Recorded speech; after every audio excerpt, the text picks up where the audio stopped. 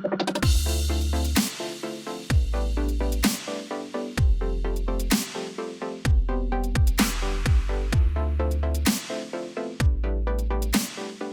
what's up, everybody? Welcome to another episode of Heartslayers. You are here with the Heartslayers, Derrick Acosta and Meg Turner.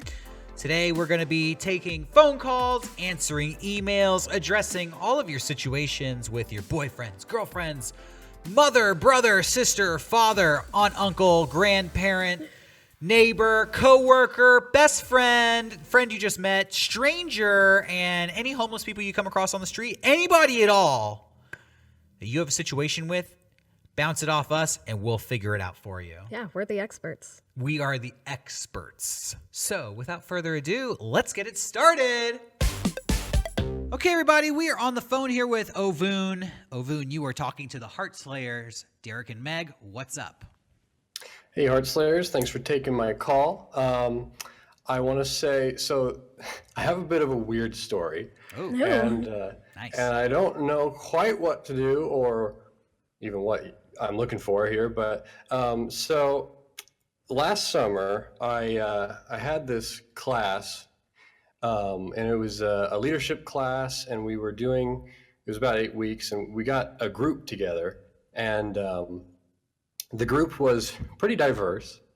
And over those 8 weeks, we really formed a close connection, and we shared quite a lot of like hardships together, and a lot of good times as well. And so one of those girls in the group is from Saudi Arabia, and we hit it off actually pretty well, and which was, you know, a little odd considering, and I'm not sure how aware you are of like laws in Saudi Arabia with women, but I don't think they're supposed to talk to guys without guys like that they know around, or even that they don't know, period.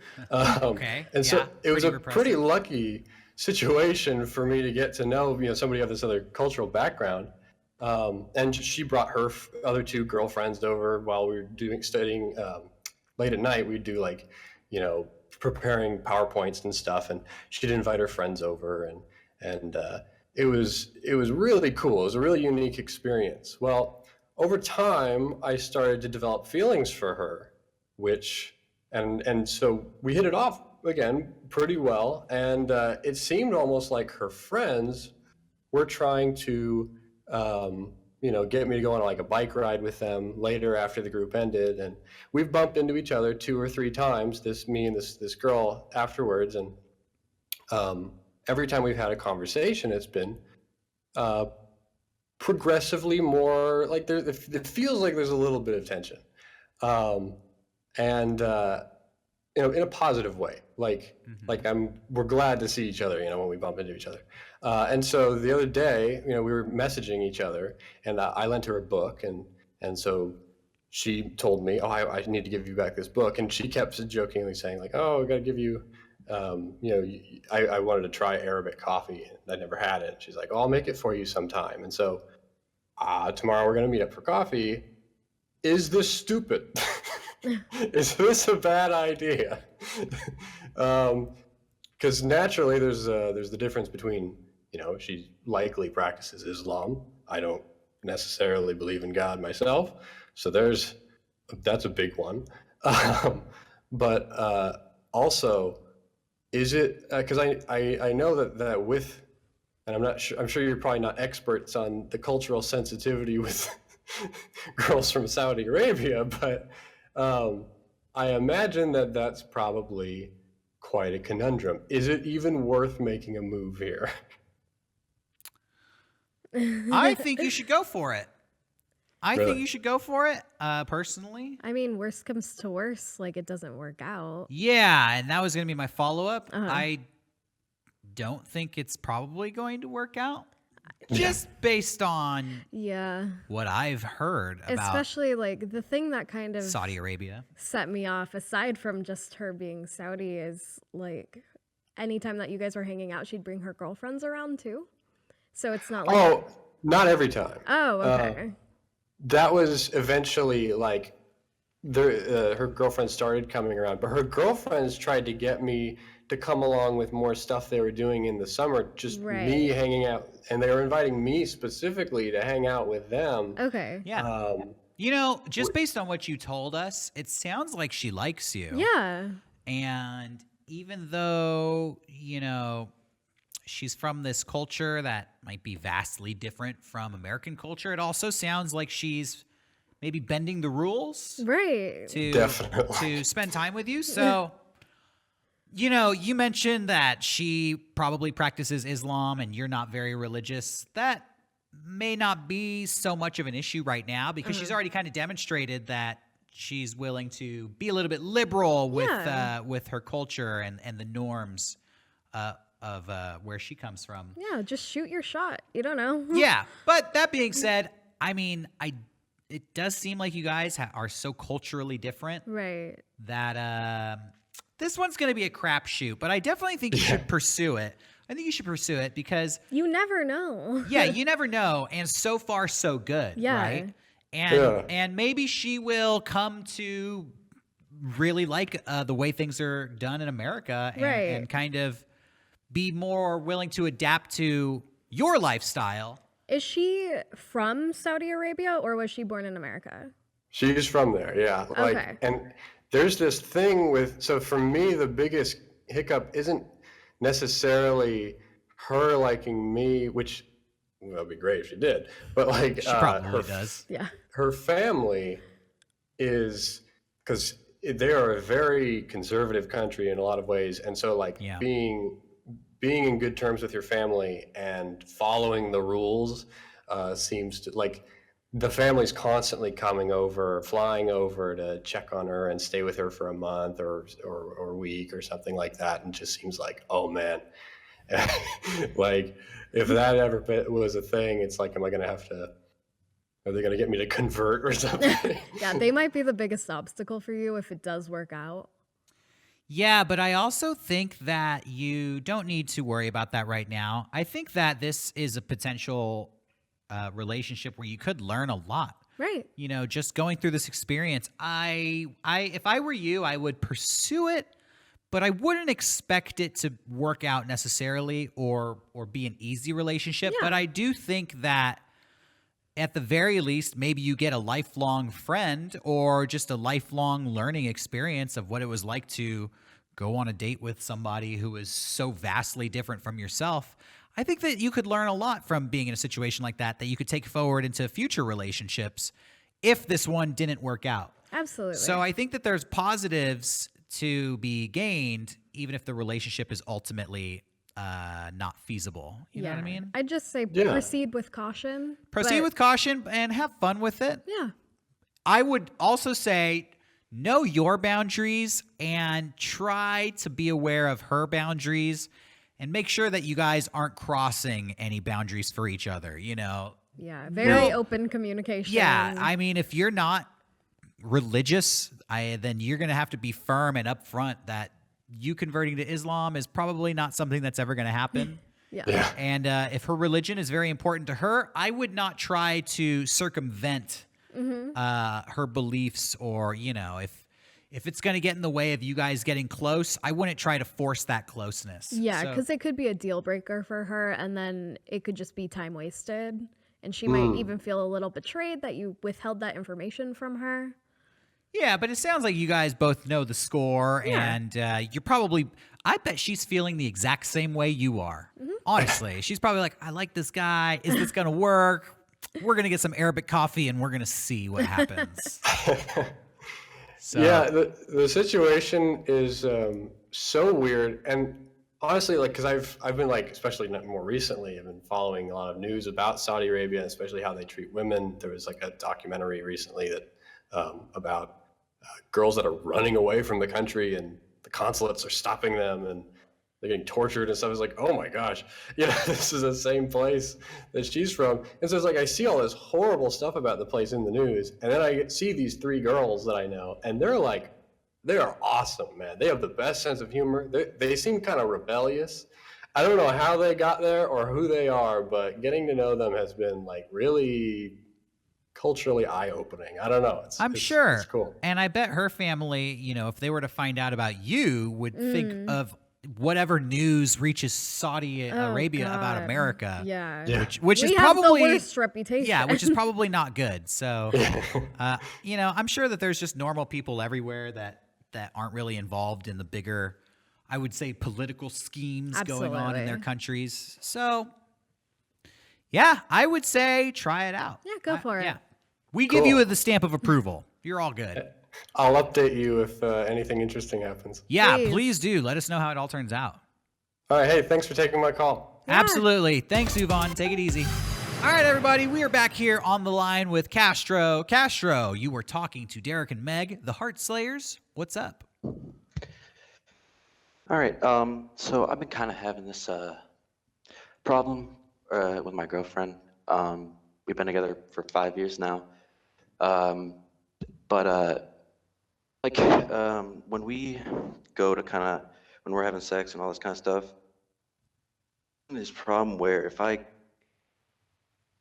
gross, I don't know how to bring it up to her, but like if I'm going from behind like doggy style, or sometimes if I go down, I just get hit with this stench, and I don't like, to the point where I'm like, okay, I can't. Embarrassing for her, and she cries, and like I bring this up to her without hurting her feelings, because we're kind of limited to like, I'm kind of tired of doing missionary all the time. Okay. I think your audio was cutting in and out throughout that call, but I'm I think we got pretty the gist sure of I it. gathered the gist of it. What I missed was, did you say that she cries? Sorry, yeah. I'll try holding my mic closer. No, that's all right. So hold on. Let me recap here. You guys are having sex, and from certain positions or doing certain activities, there's a smell that gets in the way of the intimacy. And what I missed is, do you bring this up to her in the moment, which leads her to become upset? Well, no, I mean, I would try and hide it from her, like originally. Okay. Like say, like if we're doing doggy style or something, like she can't see me, so I would just try not to bring it up. But like recently, just last week, like on Tuesday, and I was gonna go down on her, but then I was just like, I just got hit with a stench, and I was like, okay, I can't do it. And it's like, I don't, how do you hide that from somebody? Right. So, and then that led her to get upset. Right. Okay. Yeah. Well, let me say, thanks for calling us. Not a lot of people would come forward with that information. So thanks for being open. Yeah, with you're us. open. And I'm sure we like you're appreciate definitely not the only person who has this problem. No, you're not the only person who has this problem. Many people have this problem. Of course. And I bet, honestly, girls have this problem a lot, Of too. course, yeah. Guys, girls, sometimes, Anyway. there's just Some people have some hygiene issues. hygiene issue going on. So your question is, how do you talk to your girlfriend about this, or without hurting her feelings? without hurting her feelings? Is that what you're trying to figure out? Yeah, I mean, I've tried to be kind of, I mean, she knows about it, so I was like, try and take a shower or something like beforehand. It's not like that big of a deal, but sometimes it still happens anyway. Like, yeah, I don't know what else. It kind of limits our exploration, and after 5 years, like, you kind of want to do something different. Totally. Yeah. Dang, that's a tough one. This is a tough one. Because I think no matter what, she might take a little offense because, like, it's kind of embarrassing and whatever. But I do think it's an issue that you need to bring up with her for sure. It's not something you should hide. Yeah, but how does he don't bring it know. up? This is, oh my gosh, I'm not going to let our caller here, Castro, stump the Heartslayers. No. We're going to figure out a way Yeah. to sort through this problem. Yeah, because I was even going to say, like, suggest a shower before you guys get intimate, but if that's not even helping, that's... Well, maybe you guys should, like, maybe you should try to instigate maybe hooking up in the shower. Right. Have you guys thought about that? Yeah, because I'm in my dorm, we had to. I can't really, so we had to go to a hotel, and that was gonna be. So we were at a hotel that night, and that was gonna be my plan. But it's like I get in there, and it's like taking a shower with her and like doing that. But it's like you kind of just end up two people standing super close together, and it's kind of uncomfortable. Yeah, Right. totally. Hooking up in the shower kind of sucks, to be honest. It could be dangerous. You Yeah, could you slip could and fall. bang your head. Next thing you know, Yeah. medical bill. Okay. Well. I think that. I think you're gonna have to talk to her about it Yeah. because just logically not talking to her about it is not going to be an option because Right. this. It's just. It's already kind of stunting your love life. Yeah, and in a way, it's already out there on the table. Right. So it already is an issue between you guys. So not talking about it is just going to cause some awkwardness. Yeah, and I almost wonder if she like just doesn't care. Like In what way? What are you saying? just like either about her own hygiene or about the way that you're feeling. Is your girlfriend the type of girl who is really obsessed with hygiene? No, I don't think so. Okay. All right. I mean, she's not like gross. I mean, she showers every day, but like, Yeah. you know, Totally. Not saying she's gross. Well, or yeah. anything, Right, But some people are like overly obsessed with hygiene. Right. You know, like they like kind of wear a lot of perfumes and they wouldn't be caught dead. Like, Smelling bad. yeah. But other people are just more Kind of like, relaxed oh, about it. whatever. Like it's my musk. I don't know. right, right. Yeah, I mean, I think it's a conversation you're just gonna have to have. Like, hey, this is kind of affecting me.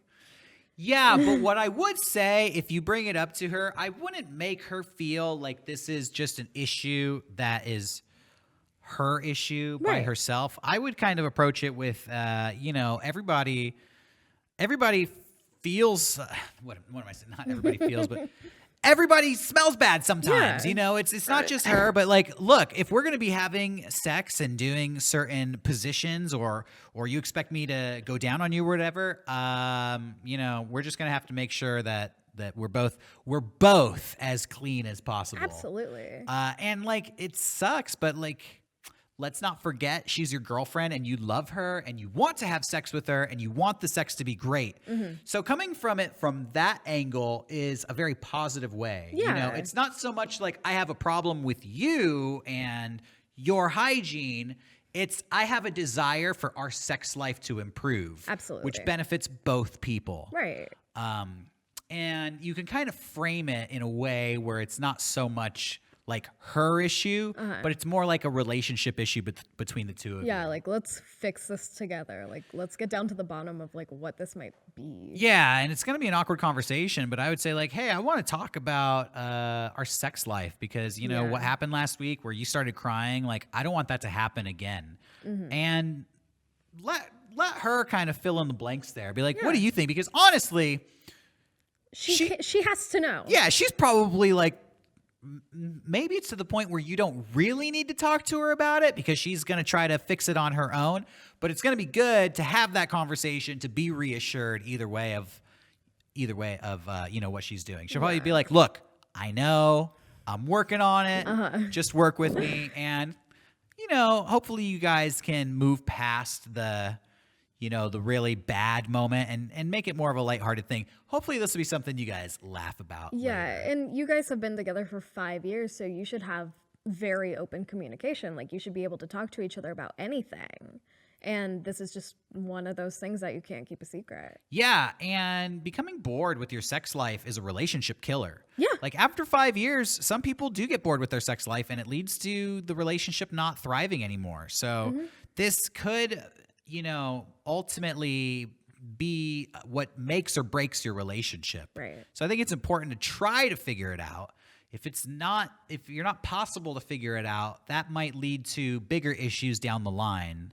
So being afraid of communication is not going to be the solution here. No. You're just kind of have to tackle this situation head on. And it's going to be awkward.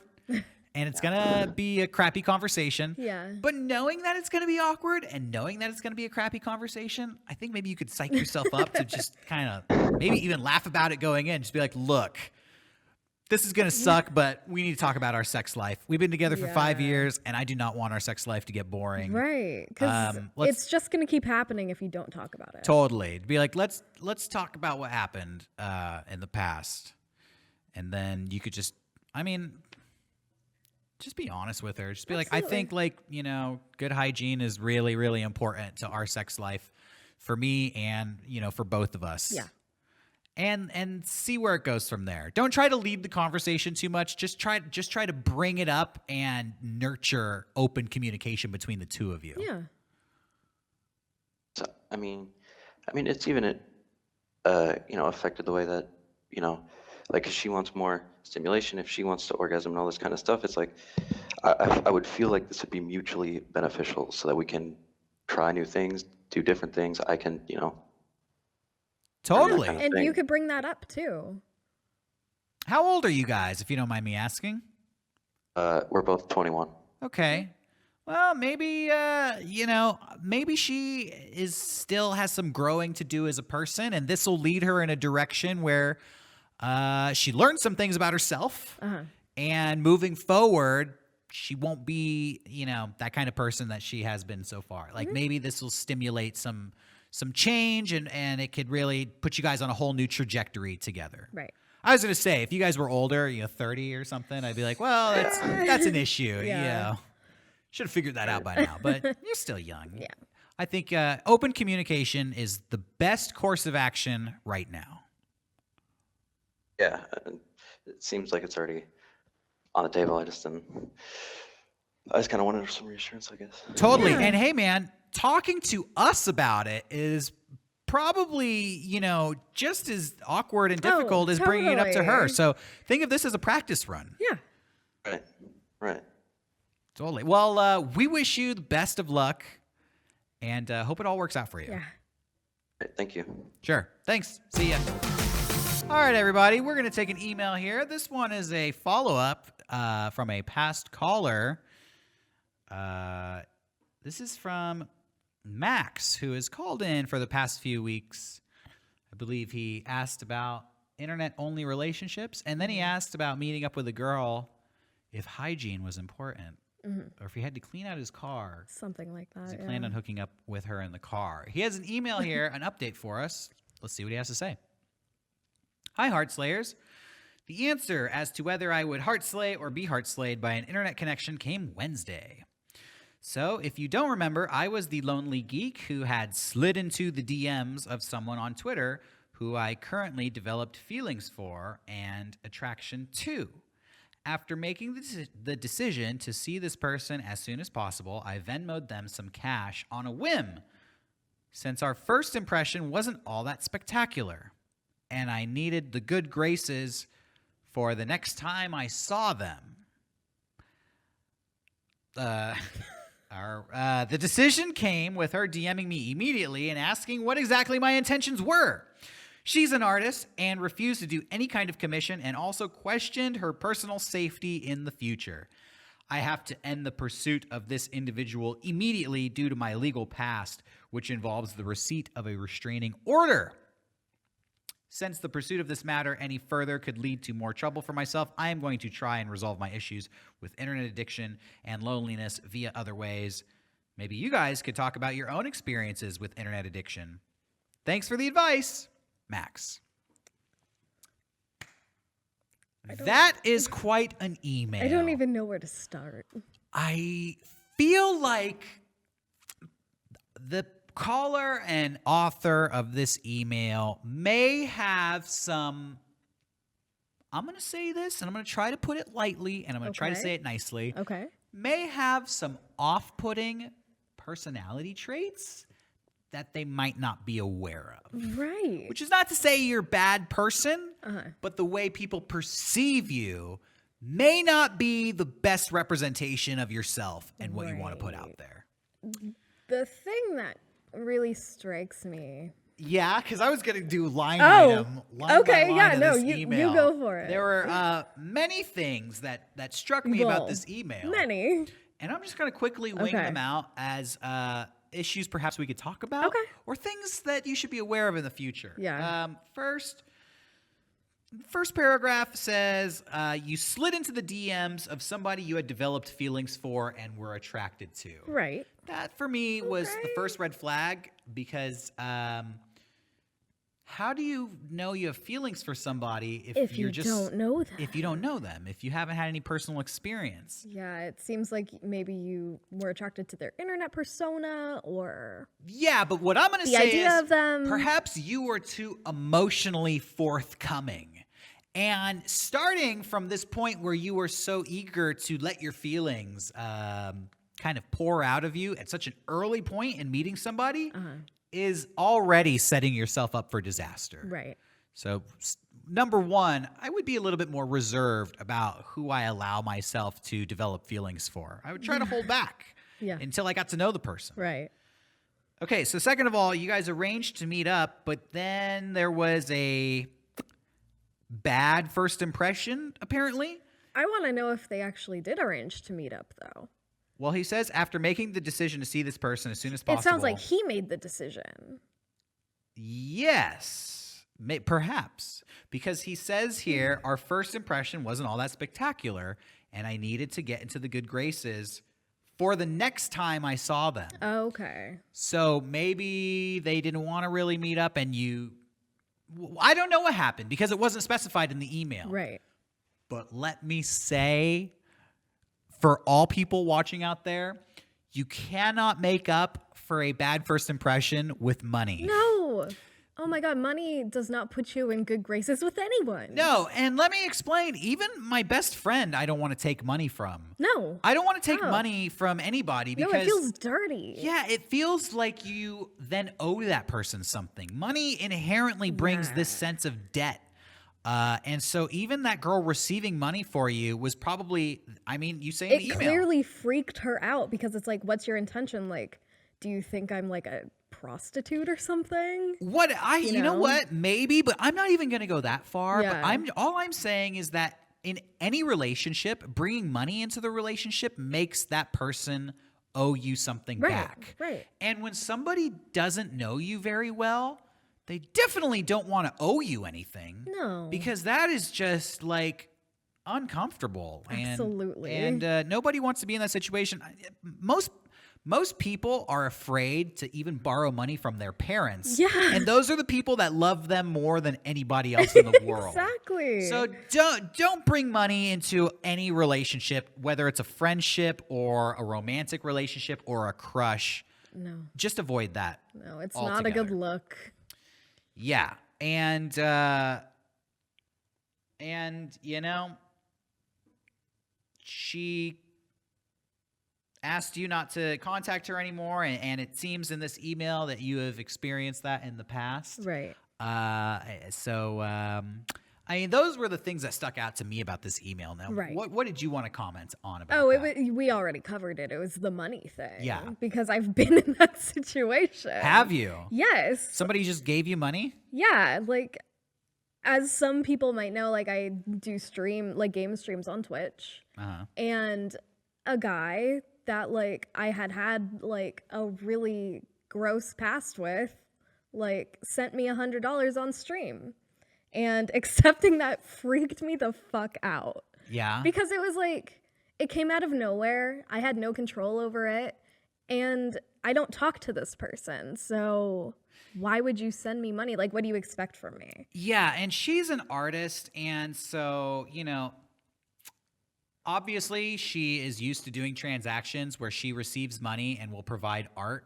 But if she's not willing to provide the art, she's probably not willing to receive the money. Yeah. And I think in your case, you stream, and if people give you a donation, it's under this assumption that they're just enjoying your stream. Yeah, and it like goes back into the stream. Yeah, and and it's a whatever. little bit just to, you know, you're providing entertainment, and that is the transaction. Exactly. But with such a large amount of money, especially when there's a history there. Right. I mean, I can't speak for you, but you're probably thinking, this isn't because you find my stream so entertaining. No, it's because you're trying to get my attention. You're maybe hoping that this is going to change the way I view you.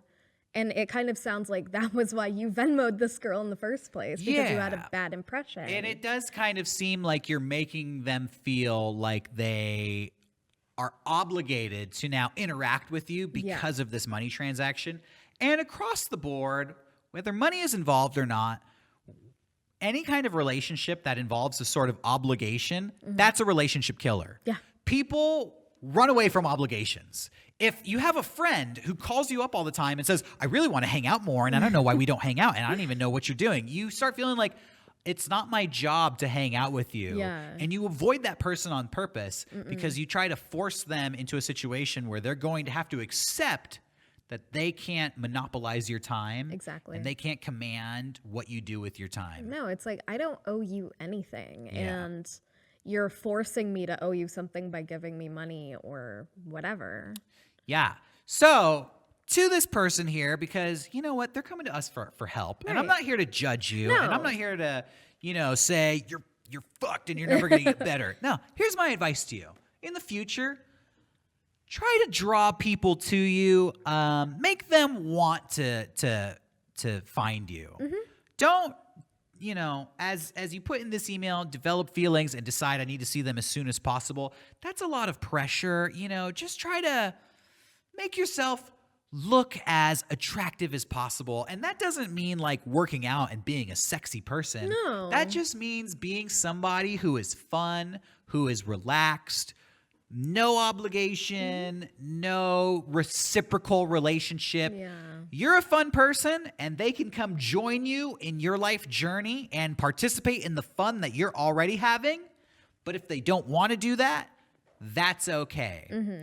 And when you operate and act like that kind of person where it's okay for people not to want to spend time with you, you're going to find that people surprisingly want to spend a lot of time with you. Exactly. And it's weird. It's kind of a paradox why it works that way. But the people who need company the most and crave it oftentimes are the people who are ignored and get the least amount of attention, because somebody looks at a person like that and they worry, if I give this person attention, are they going to be able to let go? Right. Or are they going to latch on to me? And if they see a different type of person and there's not even a question, they know like this person ain't latching on to me. I can freely hang out with this person. I can spend a lot of time with this person. And as soon as I choose to no longer spend time with that person, that's going to be okay. Yeah, because clinginess is yet another obligation. Yeah. That's the type of person who's going to find themselves surrounded by people. Absolutely. Because you bring joy into people's life. You're a fun person. You make people happy, and they don't owe you anything. People love you for that. Yeah, and you mentioned like the whole internet addiction thing. Like, get off the computer. I know it's hard, but I mean, try to make some like face-to-face connections, because at least that way, like, people will get an impression of you. You won't fall in love with any kind of like Twitter persona or whatever. This is what I would recommend. If Yeah. you're following Instagram babes or girls that tweet out hot pictures of themselves, delete all of those contacts. Yeah. You don't need that right now. No. You can still operate on the computer, but if it's in the pursuit of a relationship, I think that you need to find things that make you happy that don't involve other people. Right. You need to find some passions that really, fill your day with joy, whatever it is. Find some hobbies that you can enjoy by yourself, and then you're going to find a community, because you're going to meet other people that also enjoy those interests, and then you can share those things with people. If you don't have anything that fills that void and you're just looking for somebody to make you feel not lonely, what are you really offering to that person? Yeah. Everybody kind of struggles with loneliness. It's not unique to you. On some small level, everybody struggles with it. Hey, even me. Yeah, same. Yeah, it happens to everybody. And I think the internet's a crutch for that. Yeah, because it shows you all these other people out there, and it kind of is this catalog of like, man, I wish I knew that person. I wish I knew that person. And you're just thinking about all these things you don't have when you should be just finding the things in life that really make you happy. Yeah. And when you're a happy person and you got stuff going on, that is what is attractive. And you, like a magnet, are going to start just pulling people towards you, you know, in whatever it is you're doing. And if you find those hobbies, share that on the internet. You know, I like to draw. Here, I'm posting my drawings. I like to write. I'm posting the stuff I wrote. Yeah, like Derrick said, you don't have to completely give up the internet. Yeah. But the way that you use it in a healthy way. It doesn't have to be a creative thing either. Some people really like cars. Some people really like, I don't know, crocheting. Whatever it is. Music, you know? movies. Go to the crocheting subreddit and be like, hey, I'm practicing a new stitch. What do you guys think? And you post it, and people are going to talk to you about the things you're interested in. And naturally, you're going to start making those connections. Yeah. So is there anything that we could say about internet addiction?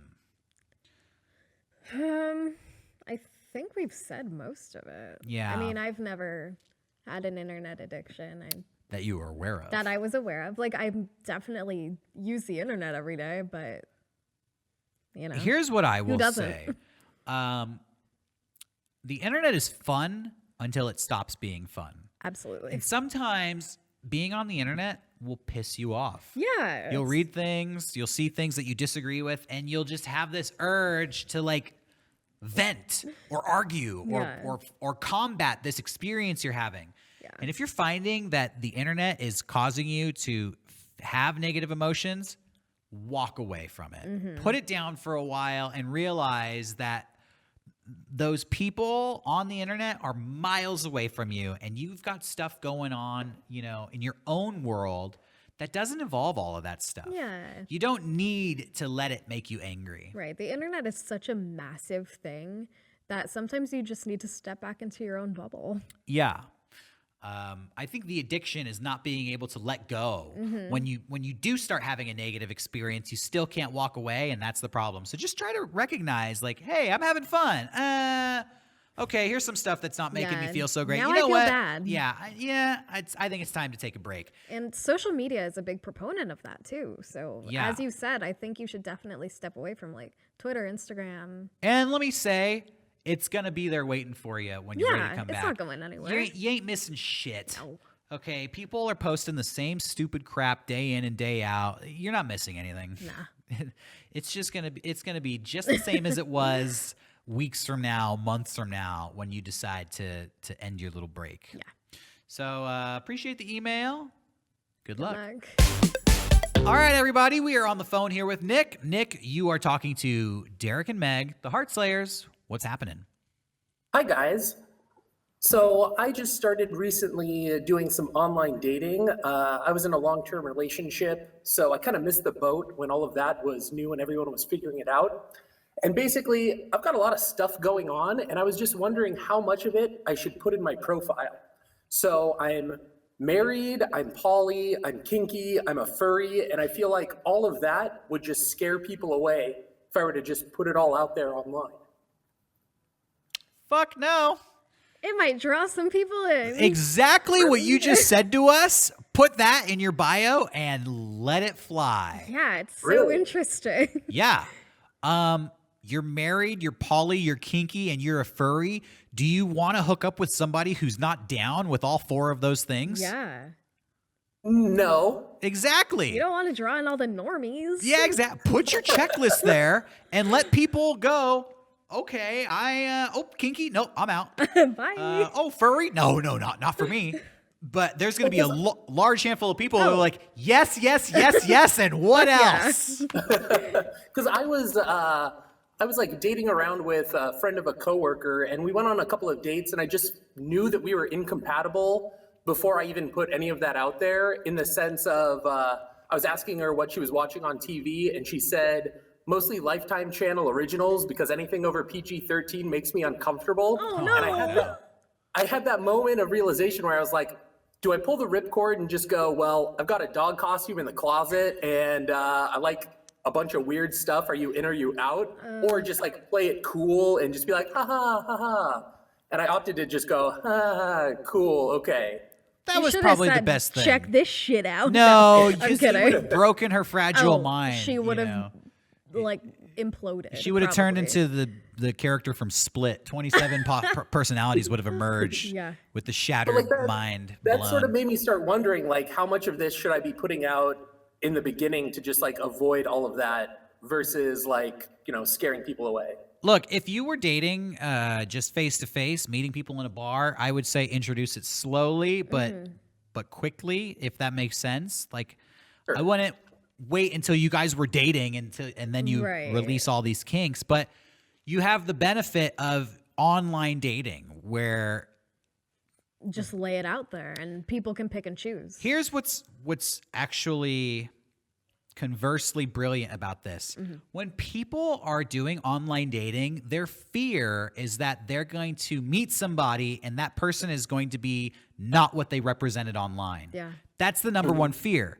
So by being completely honest, you are circumventing the number one fear that people have with online dating. Yeah. They're actually going to say, wow, this guy is legit and I believe he is who he claims to be. Yeah.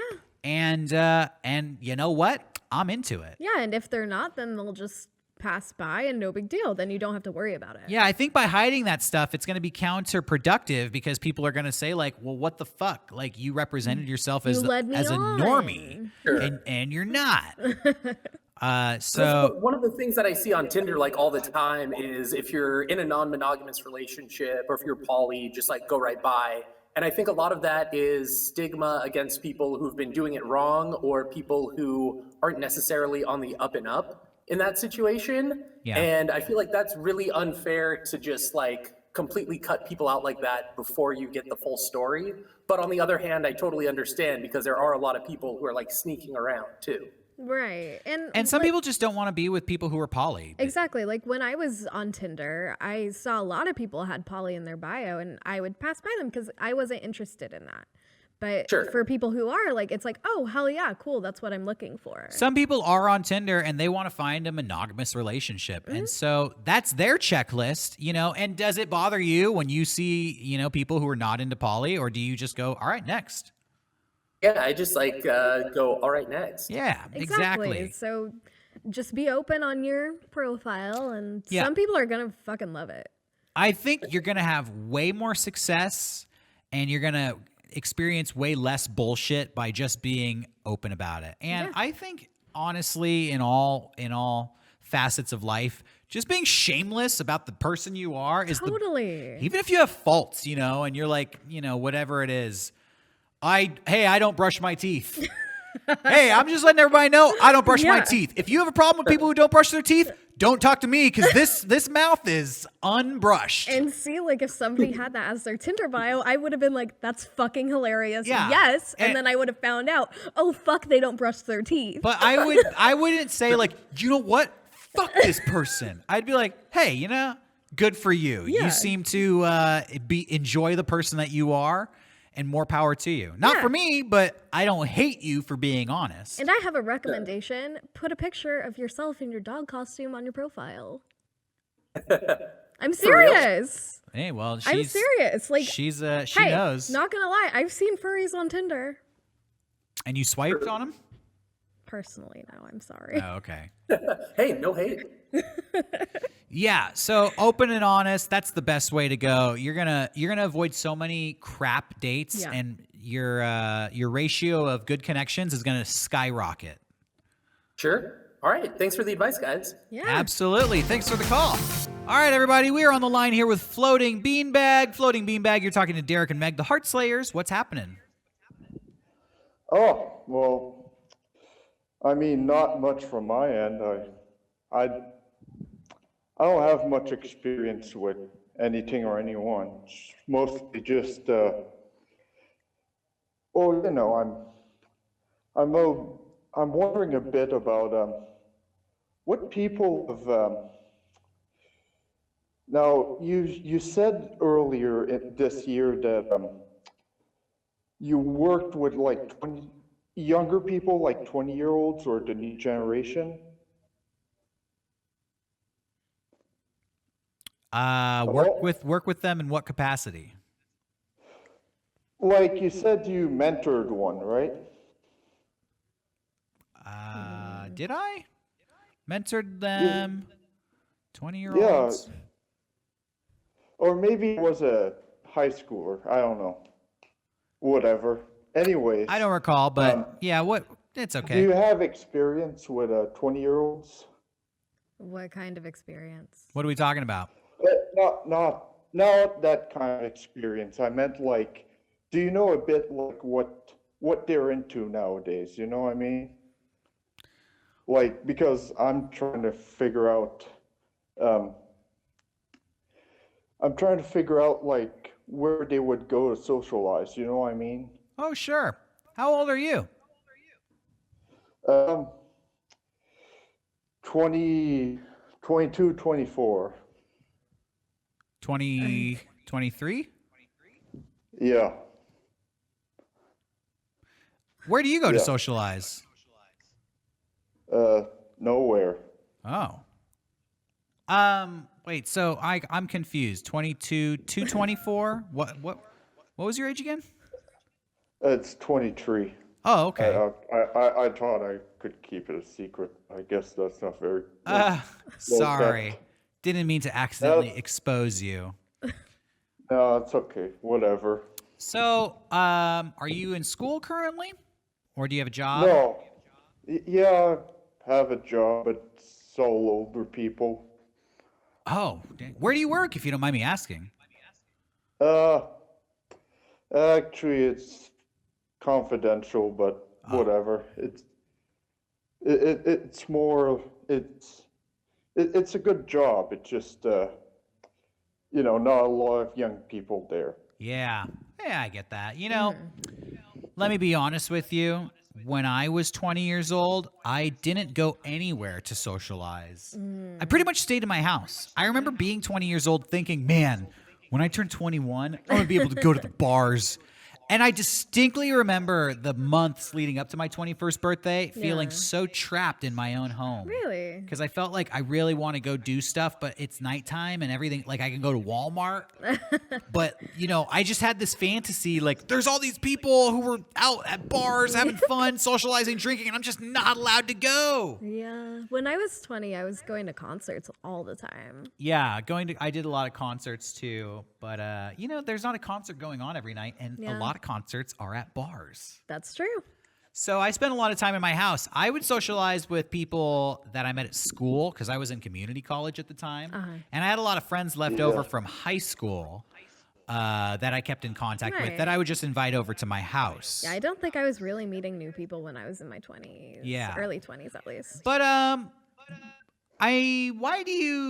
is it specific that they need to be 20 years old? Is there a problem with other people who are 21, 22, 23, 24? No, there's no problem with like young or old, really. Yeah. It can be any age as long as, we understand what we're talking about here. Okay. And why don't you have you thought about just going to bars since you are old enough to go to bars and socialize with people who are 21 or 22 or your age? Well, that's what I was going to ask is, do people still go to bars? Yeah. Yeah. Yes, they do. In fact, are you in a big town? Are you in a small town? Do they have bars where you are, or is it kind of a smaller rural area? Oh, they have it's a small city, but they have 20 bars at every street corner. It's like McDonald's in New York. Okay, nice. Well, a lot of bars will post their calendars of events online. And so you don't necessarily just have to go to a bar on a random night and buy a drink. You can go when they are having trivia night or karaoke night or a band is playing. Yeah. Or sometimes they have pub crawls or meetup events specifically for people who want to meet up. Yeah, for people who don't have a group and they come by themselves and they meet people there. Mm-hmm. So I would suggest looking up some local events happening in your town and scoping them out. Okay, no, that's why I was asked. I phrased it awkwardly. Like, I didn't have time much to think about it because, like, I went on to Discord and soon it's like, whoa. Hey, that's okay. That's okay. You know, we just wanted to ask you some questions so we could figure out exactly what your situation is, because we want to give you the best advice we can. Mm-hmm. So Well, I was, that's why I was asking if you knew anything about, like, 20-year-olds nowadays. I'm so You know, disconnected. Because it's like there's a generational difference, you know what I mean? Like, just 10 years ago, you know, like, everything was completely different. And, like, now it's like my generation, like, pretty much grew up on, like, YouTube, you know what I mean? Like, whereas it'd be more like, you know, like 16-bit consoles or Nintendo 64 or whatever. I mean, I'm right? only 28, so. yeah, don't pigeonhole me. I'm no, hip. no, I'm not with it. No, I'm hey, not pigeonholing anybody. I think Just, that video games have always been around. The internet, I mean, not always, but the internet's been around for a long time. I still think that many 20-year-olds are going to school, starting jobs. A lot of them don't have careers, so they just Yeah, and work. they don't have money to go out. Yeah, they work just regular jobs at the mall, even though you're still in your 20s or you're just starting a career maybe. And they don't have money to go out, and they're not old enough to go out, so a lot of them are hanging out at home. Yeah. On the internet or playing video games. So if you're not going to a school setting, whereas I would suggest probably the best place to meet people. Second to that, I would say find people a little bit older who are going to, enjoying the nightlife in your city.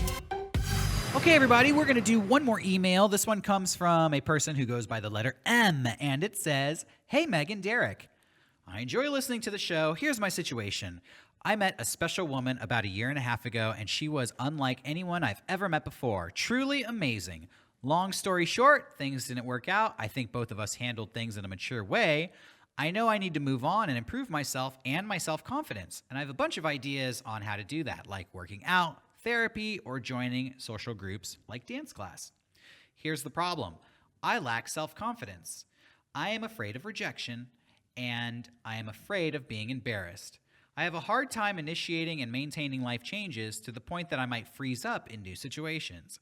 I feel like breaking out of my shell is akin to climbing a wall of ice without any tools. How can I move beyond this? I want to be the special person in someone else's life, just like that woman was to me. Sincerely, M." Self-confidence is a difficult beast sometimes, I think. Yeah. Because you either have it or you don't. Or you have to build up to it. And I'm not sure if I No? agree with that, Yeah? because I, believe it or not, was not the confident beast that I Yeah. am today. Especially when I was younger. A lot of young people suffer from low self-esteem Right. and low self-confidence Right. because you feel like I don't know what I'm doing, and maybe you've got issues about the way you look or the way you think you look, and you feel like people are judging you all the time. And yeah, I was afraid of being embarrassed too and embarrassing myself. But what I want to point out is something I learned. Nobody can really tell what you are feeling on the inside. And people are just going to naturally assume you are confident If you're faking it. until you let them know that you're not confident. Yeah, so you can fake it pretty convincingly. Right.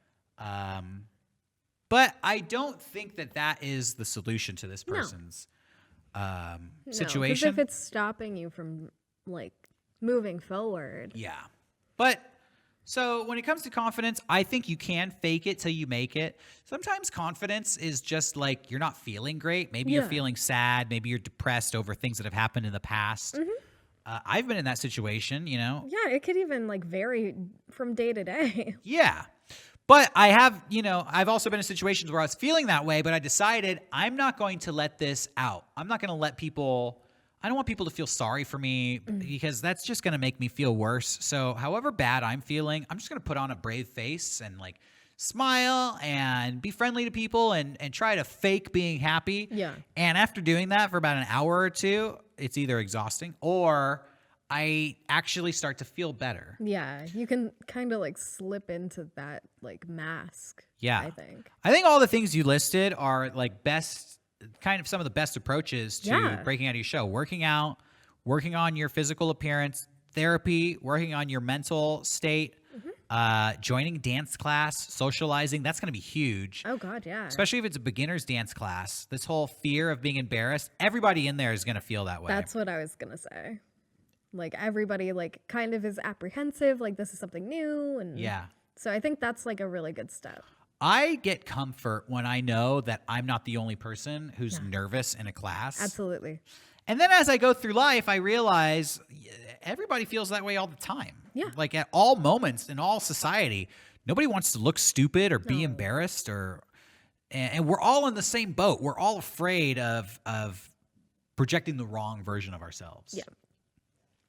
Here's another thing I want to say, and I think this is probably the most important piece of advice I could give you. It's so easy to change the person you are and to grow and become a different person. It's very easy, but it doesn't happen quickly. No. And it happens very slowly.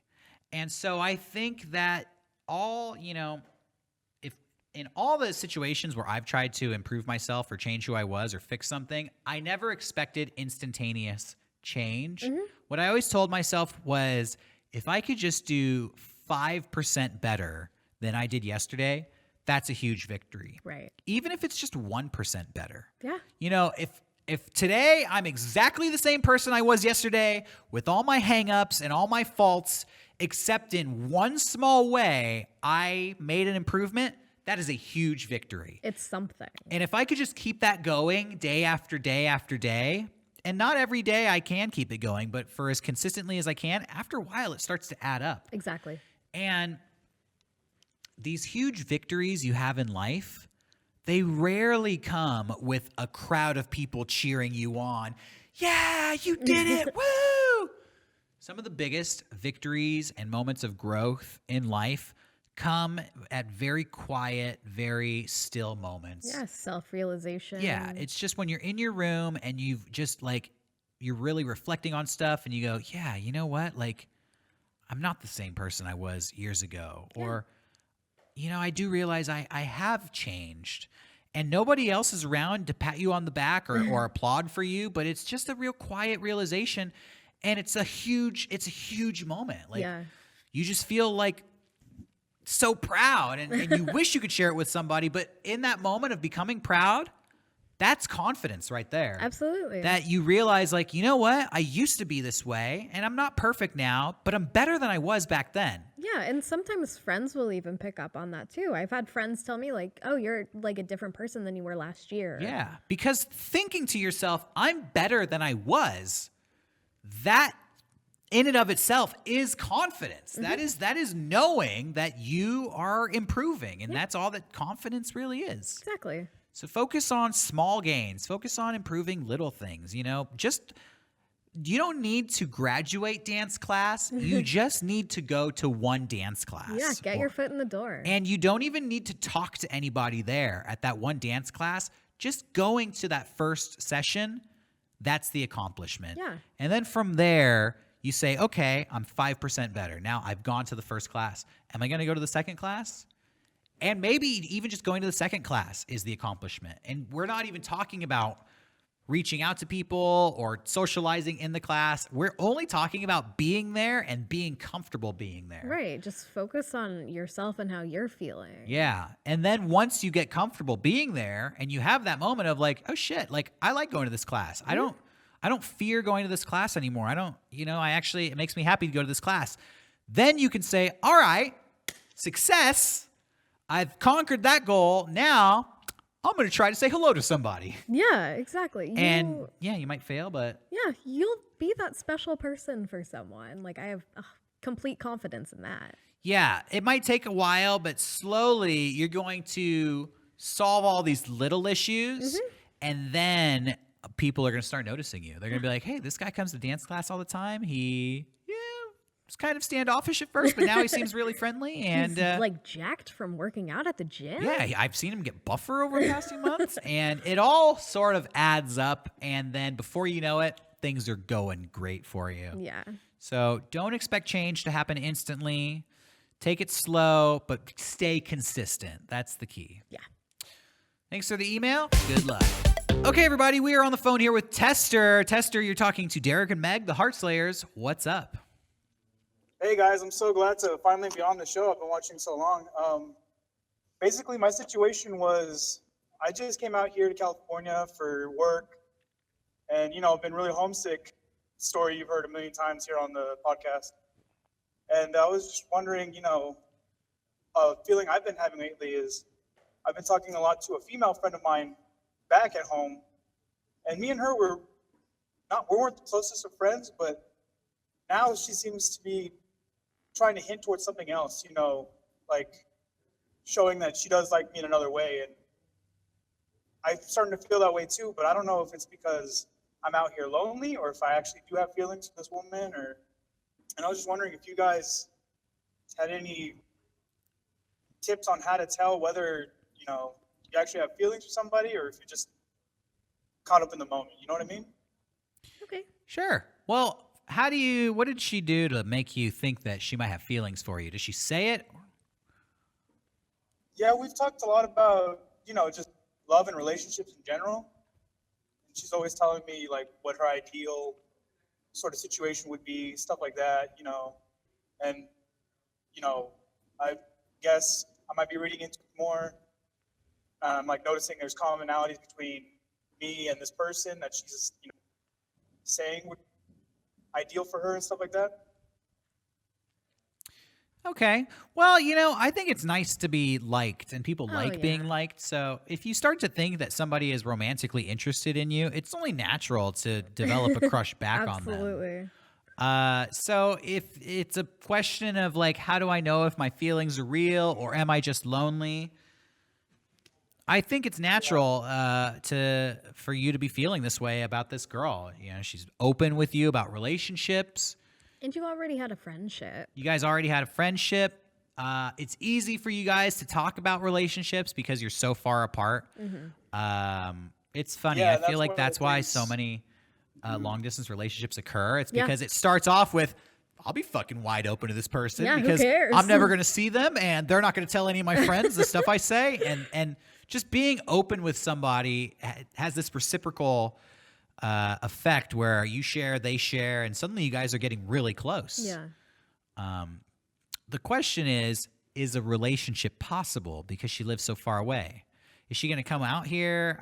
Is this something where if you met somebody out here and you had that same kind of communication with, maybe you wouldn't care so much about this person back at home? You know what I mean? What do you think? Well, I've been out here 4 months now, and I have met a few ladies, and I have, been talking with them, hanging out with them, just trying to enjoy myself, I guess. And but it always goes back to, I don't get as excited talking to them as I do when I finally get a reply from her and stuff like that, I guess, because I have more time invested in the friendship with her, I feel like I can get more out of it. Oh, that's sweet. Then I'd say that those are pretty real feelings. Yeah, I think you should maybe pursue that a little bit more. Is there any possibility of her coming out here to California or you going back home to spend time with her? Yeah, I definitely go back to visit every now and then, but that's probably once, twice if I'm lucky. Well, I mean like on a more permanent basis. Not sure. I'm actually stationed out here, so I don't really get to say of where I go. So. Oh, okay. It'd be a couple of years before I can decide to go back. For now, boy. it's pretty right over here. So the only way this could work is if she came to you. Yeah, and I don't think it's like reasonable to ask her to uproot her life, especially since she's in college right now. Right. She's in college. Well, when it comes to love, reason kind of goes out the window, right? Right. I think that it sounds like you have a meaningful relationship with this girl. and maybe be real with her. Like, I really like you, and I don't see how this relationship could work right now, but I would love to visit you and spend time with you and have some sort of minimal relationship. Maybe you even, it has this caveat of like, I don't care if you see other people at college and I might go on other dates out here, but what we have is really special. Yeah, just let your feelings be known. Maybe that's the route you want to go, or maybe you guys want to do the long distance thing until both of you are more available. But I think that you shouldn't give up on this girl. If your question is, do we think these feelings are real? Oh, I think so. Sounds like you guys got something going on there. Yeah, other than that, I couldn't think of anything else to ask you guys. Thank you so much for your time. You know, really did feel better speaking out loud about it, you know? Yeah. Yeah, man. Hop on the phone with her today or send her a message today. Yeah. Get it started. Definitely. All right. Let Thanks us for the know how call. it goes. Yeah, call us back. Have a Let good us know one. how it all turns out. For sure. Okay, thanks. See ya. Okay, everybody, that's our show for today. We want to thank you for watching. If you have your own take on any of the issues we talked about today, feel free to leave a comment in the comment section below on YouTube. We do read all the comments. Sometimes there's some good advice in there. Sometimes we disagree with what you say. Yeah. Sometimes you disagree with us, but that's okay. Hey, if you support us on Patreon, you get to see these episodes 1 week early. And in fact, you might even see some episodes 2 weeks early now because we're getting these episodes up pretty quickly. Yeah, So as soon as possible. that's right. Head on over to patreon.com/mega64 for just $1. You get early access to Heartslayers. Yeah, and if you want to call us, join our Discord at bit.ly/Heartslayers. That's right. And we actually have a big announcement. We're going to be changing the day we do Heartslayers on. We're going to be shifting it to Monday afternoon at 4 p.m. Same time, 1 day earlier. We're just so excited to get to you guys. We don't want to wait till Tuesday. I want to start my week off doing this. Yeah. So don't forget, it's going to be Mondays from now on. And check our Twitter, and we will remind you. You can find us on Twitter at Heartslayers. We also have an Instagram, a Facebook page. Yeah. You can follow our personal accounts. I am at Gustafo. And I'm at Furnace Woods. My Instagram is Derrick Acosta only. Mine's Furnace Woods. Heck yeah. What else is there to say? I think that's it. All right. Well, until next time, keep slaying those hearts. We'll be here to solve all your problems every single week. Yeah. We'll see you on Monday. Bye-bye. Bye.